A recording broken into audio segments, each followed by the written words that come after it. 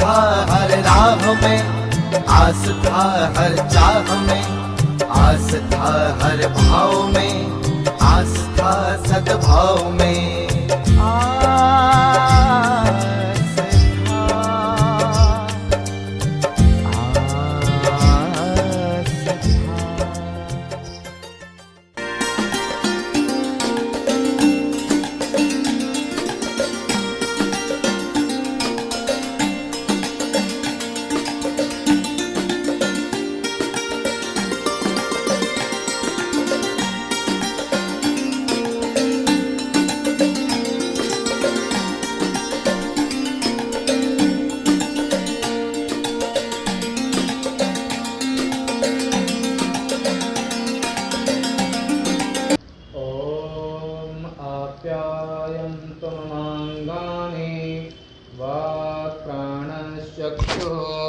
श्रोत्रमथो बलम् इन्द्रियाणि च सर्वाणि सर्वं ब्रह्मोपनिषदं माहं ब्रह्म निराकुर्यां मा ब्रह्म निराकरोत्।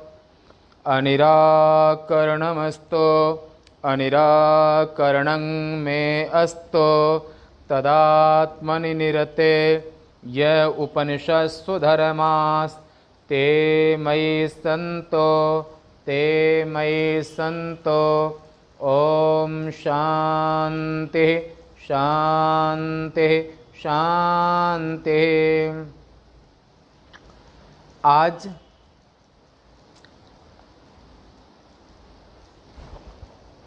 विक्रम संवत्सर 2077 में भाद्र शुक्ल पक्ष तीज ईस्वी 21/8/2020 नित्य प्रति प्रस्थानत्रयी मीमांसा के अंतर्गत उपनिषद मीमांसा में आज केनो उपनिषद के 6वें मंत्र का विचार है और यहाँ पर आत्म चैतन्य के विषय में है, ब्रह्म के विषय में, नाम रूप और अस्तिभाति प्रिय यानी कि माया का कार्य और उसका अधिष्ठान ब्रह्म के विषय में चर्चा आप श्रवण कर रहे हैं। तो कल तक सुनाता नेदं यदिदम उपासते, इदम रूप से, इदमाकार वृत्ति से, इदम शरीरं कौन्तेय क्षेत्रम इति अविधीयते। गीता के 13वें अध्याय में शरीर को इदम नाम से संबोधित किया, क्षेत्र नाम से संबोधित किया और इस दोनों शरीर को जो जानने वाला है उसको आत्मा कहा। ऐसे ही जैसे जीव के पास में स्थूल देह, सूक्ष्म देह और कारण देह, अज्ञान ही कारण शरीर है और स्थूल देह यानी कि माता पित्रोदमलोद्भूतम मल मांसमयं बपुः, ये स्थूल देह हुआ। सूक्ष्म देह 5 ज्ञानेन्द्रियां, 5 कर्मेंद्रियां, 5 प्राण, प्राण अपान व्यान उदान समान। ज्ञानेन्द्रियां श्रोत्र त्वचा चक्षु जिह्वा और घ्राण। कर्मेंद्रियां वाक् पाण पाद उपस्थ और गुदा। और अंतःकरण मन बुद्धि चित्त अहंकार। तो ये 19 तत्वों का जो संघात है और इनका प्रकाशक जो अविद्या उपहित चेतन जीवात्मा। तो माया और माया का कार्य जितना भी है वो सब कल्पित है और अधिष्ठान ब्रह्म ही सत्य है। इस विषय को आपने पहले भी सुना। तो तीनों शरीरों का प्रकाशक, तीनों अवस्थाओं का प्रकाशक, तीनों कालों में जो एक रस रहता है, ज्यो तिहु काल एक रस रही, राम अनादि अवध पति सोई। तो उपनिषद वेद्य पुरुष मर्यादा पुरुषोत्तम श्री राम हैं, कृष्ण हैं, महादेव हैं, जो कि ये ब्रह्म स्वरूप हैं। ऐसा परमात्मा ब्रह्म की उपासना उपाधि से नहीं, उपाधि के अंदर जो उपहित है, सनातन धर्म में उपहित माने ब्रह्म की ही उपासना होती है, चाहे किसी देह के रूप में, मूर्ति के रूप में, गंगा नर्मदा आदि नदी के रूप में, बरगद पीपल आदि वृक्षों के रूप में, सब जगह पर अगर उपासना होती है तो ब्रह्म की ही होती है। तो यहाँ पर मंत्र का उच्चारण आरंभ कर लेते हैं। यच्चक्षुषा न पश्यते येन चक्षुंषि पश्यते तदेव ब्रह्म त्वं विद्धि नेदं यदिदमुपासते। यच्चक्षुषा न पश्यते येन चक्षुंषि पश्यते तदेव ब्रह्म त्वं विद्धि नेदं यदिदमुपासते।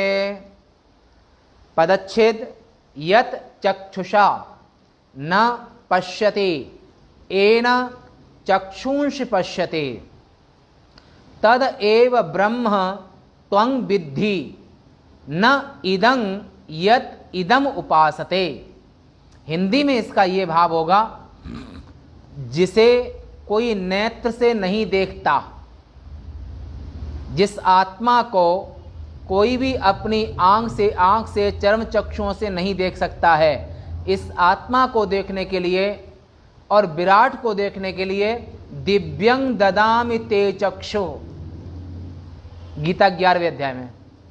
तो भगवान कृष्ण ने अर्जुन को दिव्य दृष्टि दी, तो वहाँ पर वो भगवान के विशेष विराट स्वरूप का दर्शन कर सका। और परंपरा से गुरु प्रदत्त ब्रह्म दृष्टि से ही आप आत्मा का अनुभव कर सकते हैं, तृतीय आंख से आप उसका दर्शन कर सकते हैं। चर्म चक्षुओं से आत्मा का दर्शन संभव नहीं, आंखों से आत्मा का दर्शन नहीं कर सकते हैं, कोई भी नेत्र से नहीं देखता, बल्कि जिसकी सहायता से माने अपने विषयों को देखते हैं उसी को तू ब्रह्म जान। जिस इस देश कालावच्छिन्न वस्तु की लोग उपासना करते हैं वह ब्रह्म नहीं है। माया और माया का कार्य नाम रूपात्मक वो ब्रह्म नहीं है, नाम रूप का जो अधिष्ठान है उसे ब्रह्म आत्मा कहते हैं। लोक जिसे अंतःकरण की वृत्ति से युक्त नेत्र द्वारा नहीं देखता, अर्थात विषय नहीं करता है, किंतु जिस चैतन्य आत्म ज्योति के द्वारा चक्षुओं अर्थात अंतःकरण की वृत्तियों के भेद से, अंतःकरण की जो वृत्ति है, संकल्प विकल्पात्मक वृत्ति, निश्चयात्मक वृत्ति, सतत चिंतन करने वाली वृत्ति, जब किसी का विशेष कोई याद करता है तो उसका चिंतन करना नहीं पड़ता है, उसका चिंतन अपने आप हो जाता है। ऐसे सतत चिंतन करने वाली जो अंतःकरण की वृत्ति है और भेद से विभिन्न जो वृत्तियों के भेद से विभिन्न हुई और नेत्रेंद्रिय की वृत्तियों को जो देखता है, विषय करता है, यानी कि व्याप्त करता है, उसी को तू ब्रह्म जान इत्यादि अर्थ इस मंत्र का लेना चाहिए। शेष जो अर्थ है तो पूर्व के अनुसार उस अर्थ का अनुसंधान करना चाहिए, पूर्व के अनुसार उसको समझना चाहिए। 7वें मंत्र में यक् श्रोत्रेण न शृणोते येन श्रोत्रमिदं श्रुतं तदेव ब्रह्म त्वं विद्धि नेदं यदिदमुपासते। यक् श्रोत्रेण न शृणोते येन श्रोत्रमिदं श्रुतं तदेव ब्रह्म त्वं विद्धि नेदं यदिदमुपासते। पदच्छेद यत श्रोत्रेण, यहाँ व्याकरण के एक छोटी सूत्र आता है तो शा को छा हो जाता है, इसी जगह पर यहाँ श्रोत्र शब्द है, शा है, शा को उस सूत्र से, व्याकरण के सूत्र से यहाँ पर सिद्धांत कौमुदी का जो सूत्र है छोटी है, तो वहाँ पर शा को छा हुआ है। तो इस पर श्रोत्रेण मतलब तृतीय एक वचन, न शृणोति येन श्रोत्रम इदं श्रुतं तद एव ब्रह्म त्वं विद्धि न इदं यत् इदम उपासते। हिंदी में इसका ये भाव होगा, हिंदी में ये अर्थ होगा कि जिसे कोई कान से सुनता नहीं, जिस ब्रह्म को, आत्मा को अपने कान से सुन नहीं सकता है। श्रोत्र इंद्रिय सुनी जाती है, बाह्य शब्दों को उनको आप सुन सकते हैं, परंतु आत्मा को कान से सुन नहीं सकते हो, आंख से देख नहीं सकते हो, मन से उसको संकल्प विकल्प आत्मा के विषय में नहीं कर सकते हो। संसार के विषय में संकल्प विकल्प होते हैं। तो जो श्रोत्र का भी श्रोत्र है उसी को तू ब्रह्म जान, जिस इस देश काल अवच्छिन्न, अवच्छिन्न माने घिरा हुआ, जो ब्रह्म है वो तो अनंत है, ना उसको कोई देश बांध सकता है, न कोई काल उसको बांध सकता है। और जो देश और काल के अनुसार अवच्छिन्न है वो ब्रह्म नहीं, माने देश काल की सीमा जहां खत्म होती है उससे भी अनंत ब्रह्म है, और देश काल अवच्छिन्न उपैत यहां भी ब्रह्म है। आत्मा अंतर बाहर एक रस, जो चेतन भरपूर, विभु नभ सम सो ब्रह्म है, नहीं नेरे नहीं दूर। नभ माने आकाश, आकाश की कोई सीमा नहीं है,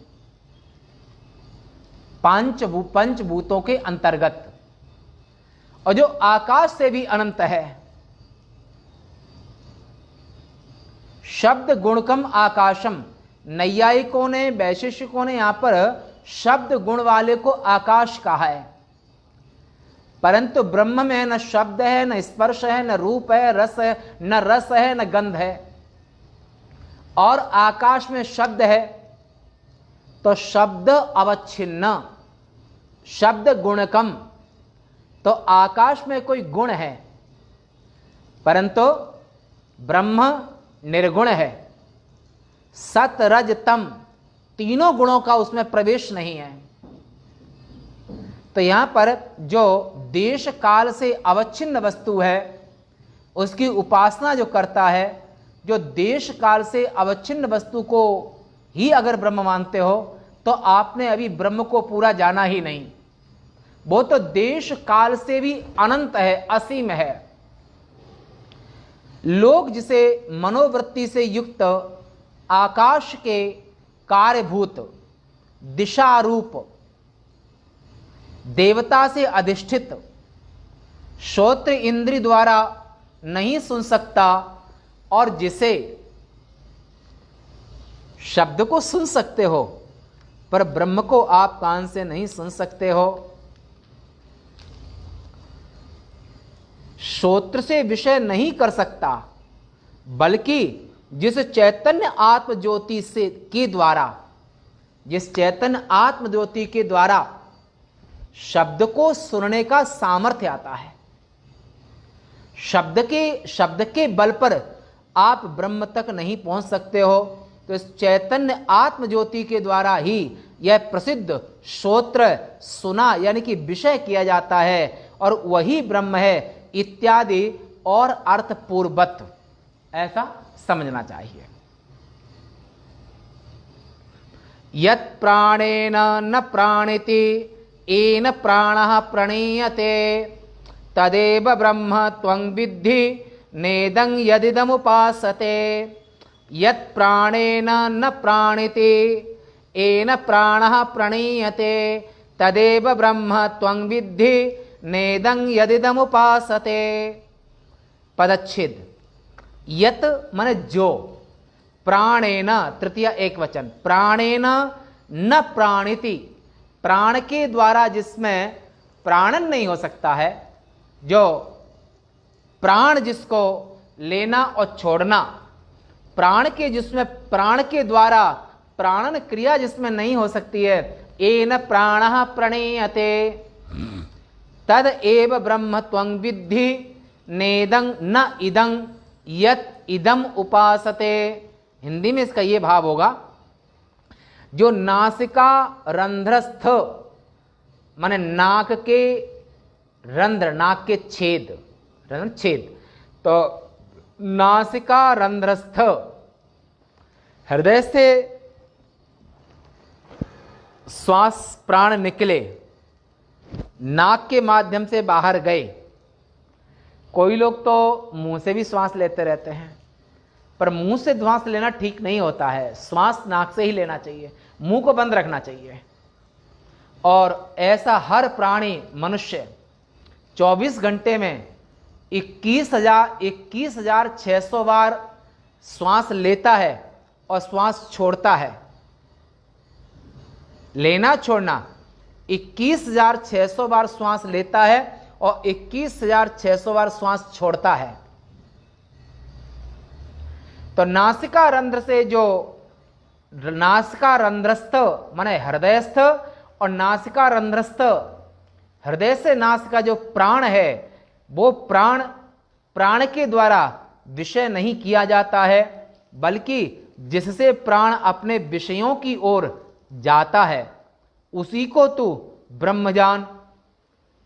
जिस इस देश काल अवच्छिन्न, हृदय से नासिका तक देश हो गया। शतायुर्वै पुरुषः, पुरुष श्वास को लेना छोड़ना कब तक करता है? 100 वर्ष तक, 90 वर्ष तक, 80 वर्ष तक, 70 वर्ष तक।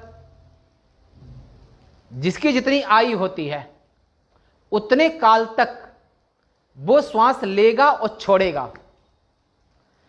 केवल इतना ही ब्रह्म नहीं है, ब्रह्म देश काल की सीमा से भी अनंत है। तो अगर इतने को ही ब्रह्म मत मान लेना, इसकी परमात्मा इससे भी अनंत है। तो ऐसा जो नासिका रंध्रस्थ प्राण के द्वारा विषय नहीं किया जाता है, बल्कि जिससे प्राण अपने विषयों की ओर, तू ब्रह्म जान। प्राण को भी शक्ति जिस ब्रह्म से मिलती है और उस जो प्राण को शक्ति मिलती है जिस ब्रह्म से, चेतन से, उसी को ब्रह्म जान। प्राण ब्रह्म नहीं है। और ये सामवेद के छांदोश्रुति में आप सुनेंगे कि प्राणो ब्रह्म इत्युपासित। वहां पर क्योंकि परमात्मा शिव ही कार्य ब्रह्म के रूप में वे प्राण बन गए और वे जीव बन गए, तो जीव रूपेण प्राविशत, संपूर्ण सृष्टि करके वो जड़ चेतन सब में, जड़ चेतन जग जीवजत जितना भी संसार है उन सभी के अंदर परमेश्वर शिव वो प्राण बन करके प्रवेश कर गए। परंतु जो प्राणाख्य देव है, जो प्राण है, वो कार्य ब्रह्म है, कारण ब्रह्म नहीं है। इस जगह श्रुति जो व्याख्या कर रही हैं वे कारण ब्रह्म की व्याख्या कर रही हैं। तो उस जगह पर सामवेद की छांदो श्रुति में प्राण को भी ब्रह्म रूप से उपासना करने का विधान कहा है कि प्राणो ब्रह्म, वो हिरण्यगर्भाख्य देव, यानी कि प्राण कार्य ब्रह्म है, कारण ब्रह्म नहीं। तो और जो प्राण का भी प्राण है यहां पर, तो इस देश काल अवच्छिन्न वस्तु की लोग उपासना करते हैं वह ब्रह्म नहीं है, वो इस प्राण का भी प्राण है।